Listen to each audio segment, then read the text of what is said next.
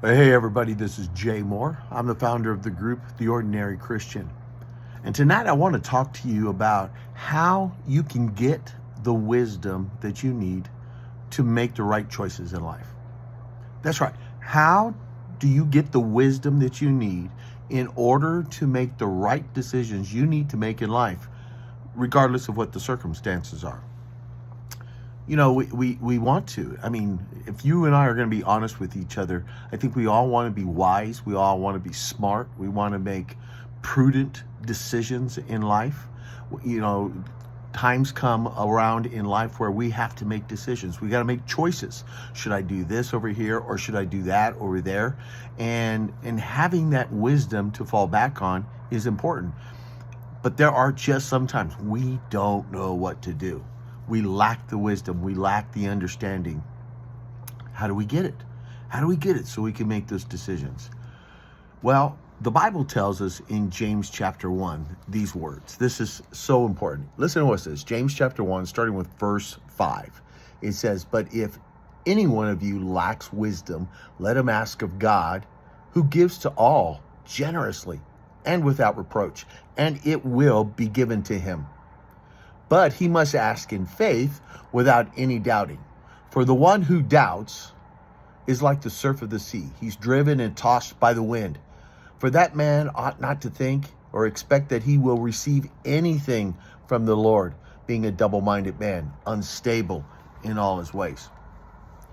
Comes right out. He says, if any one of you lacks wisdom, that's what we need to make right decisions. We need wisdom. He says, if anyone lacks wisdom, here's where you go to find the wisdom.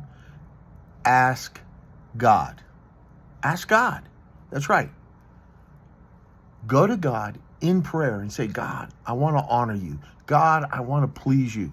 And let that be your sincere desire. And God, I want to make a choice, a decision that's honoring to you, one that is the right decision to do, one that's in line with your will for my life, but I don't know what that is. I need your help. Could you give me the wisdom that I need? Now, here's the fun thing. I mean, this is absolutely amazing. He says, if anyone lacks wisdom, let him ask of God. Who can ask God for wisdom? Anyone. That includes you. That includes me. Anyone. And it says, if anyone lacks wisdom, let him ask of God, who gives to all men. Not just some, not a few. He gives to all men, and he gives it to them generously and without reproach. He is making a promise to you and to me. This is one of God's promises. If you lack wisdom, you need wisdom, come ask me for wisdom in prayer, and I will give you the wisdom that you need. God is saying, I'll do it. I'll give it to you. Now, there are two kinds of promises that God makes us.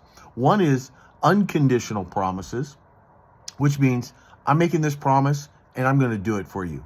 One of those promises is that, God says if you confess with your mouth Jesus is Lord and believe in your heart that God has raised him from the dead, you will be saved. That's unconditional. It's going to happen. But in this particular verse, we have what we call a conditional promise.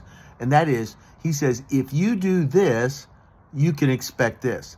He says, if anyone lacks wisdom, let him ask of God. But let him ask in faith without any doubting. You should not expect to receive wisdom, or for that matter, anything from God, if it's not asked in faith. You have to come to God in prayer by faith, asking God for wisdom. Now, what does that mean? Well, faith many times is compared to belief. But faith really has a little deeper understanding and meaning to it than just sheer belief. Because here in the book of James, again, it talks about that even the demons believe in God and tremble. They have a belief in God. Matter of fact, the demons who are fallen angels know God better than you and I do. They know Jesus better than you and I do. So they have a belief system, but they don't have faith, saving faith, real faith. Faith includes not only believing that God will give you the wisdom if you ask. Faith also is an attitude of surrender to God in advance, that whatever he tells you to do, you'll do. Did you catch that? Faith is surrendering to the will of God. He's sovereign. He's Lord.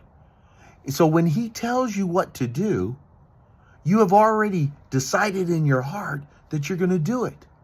So it doesn't matter what he tells you. If he tells you to do this, you're going to do it. Or if he tells you to do that over there, you're going to do it. Why? Because you've already determined in your heart that you are going to obey what he tells you to do. That's faith.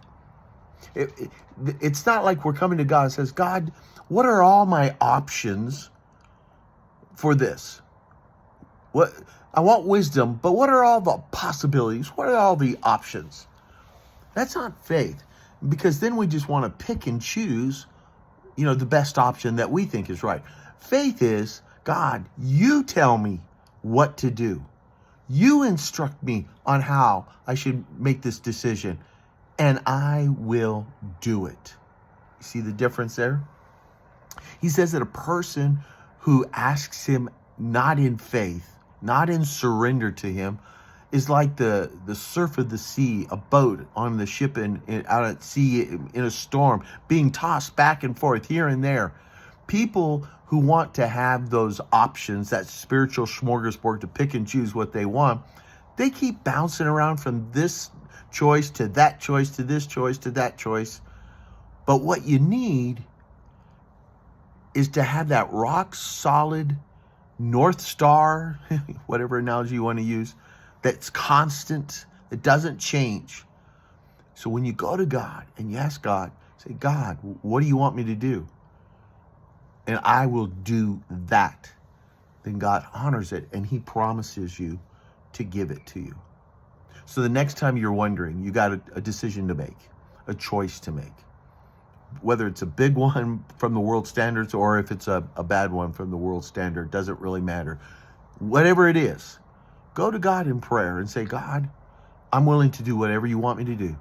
You just give me the wisdom. You tell me what's the right choice in this situation, and I will do it.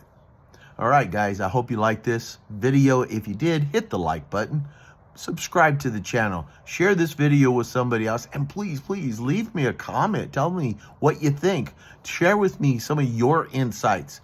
And best of all, go on down to the link that I have and subscribe to the Ordinary Christian community emailing list. I send out 2 to 3 emails per week, encouraging people, instructing people on how to live a powerful missional life. I'd love for you to join. All right, guys, take care. God bless you. Let me give you a little prayer. Father God, give us the wisdom we need in order to shine our light, your light that's in us brightly in our part of this dark world. In Jesus' name I pray. Amen. All right, take care. God bless.